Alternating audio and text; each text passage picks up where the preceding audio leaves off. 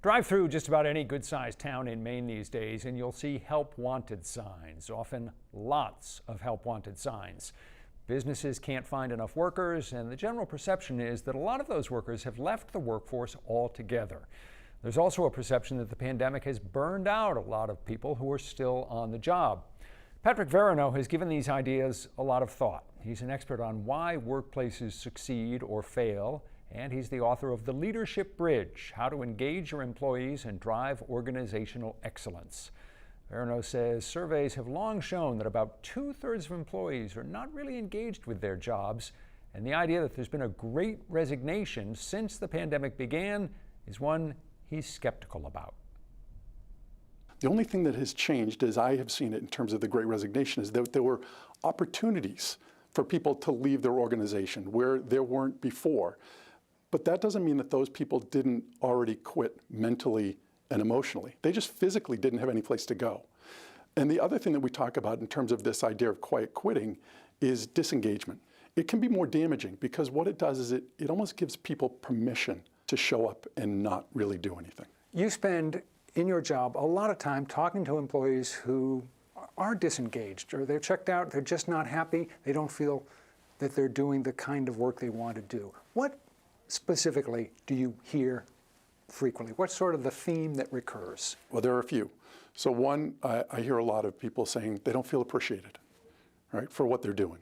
The other thing is that I will often hear is that people feel as though they don't have a clear understanding of what is expected of them, what they're supposed to do. What they expected when they join the organization and what they're experiencing are not the same things. You write in your book that employers should treat employees as their first real customers. Yeah. It's a lovely thought. I'm not an expert, but I would think it doesn't really happen all that often out there in the real world. So I would ask you to think about it this way. We know what employees, what followers want. They want an organization where they feel appreciated, that they're recognized for what they do. They want an organization where they feel like the manager, who they report to, listens to them. They want an organization where there's a sense of empathy that's demonstrated by those people that they report to.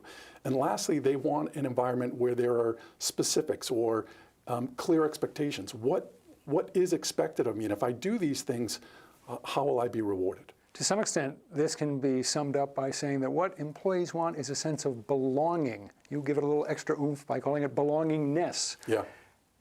It's not easy to achieve, though, is it? If it were, you'd probably be out of a job, because it's really, that's an absolutely key component, isn't it? It is. Certainly benefits, pay is important, but when people feel connected to an organization, pay alone is not what's going to entice them to go somewhere else, because they're like, I like this, I belong here, I feel a sense of community here, I don't want to leave that.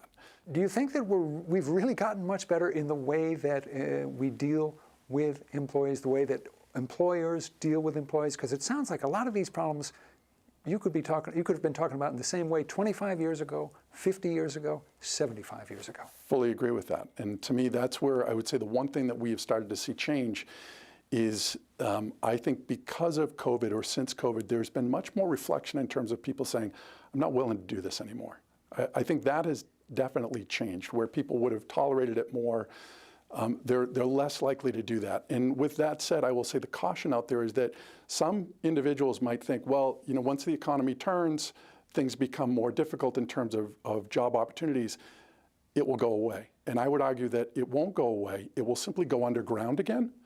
And that will be far worse off for organizations, because what you will have is employees that wish they had left when they had the opportunity and they didn't take advantage of it. And I think that will build more resentment for those that stick around, that feel like they don't have an out. Again, the name of Patrick Verino's book is The Leadership Bridge. You can find out more about him, his book, and his business, Emory Leadership Group in Portland, in the 207 section of our website or app.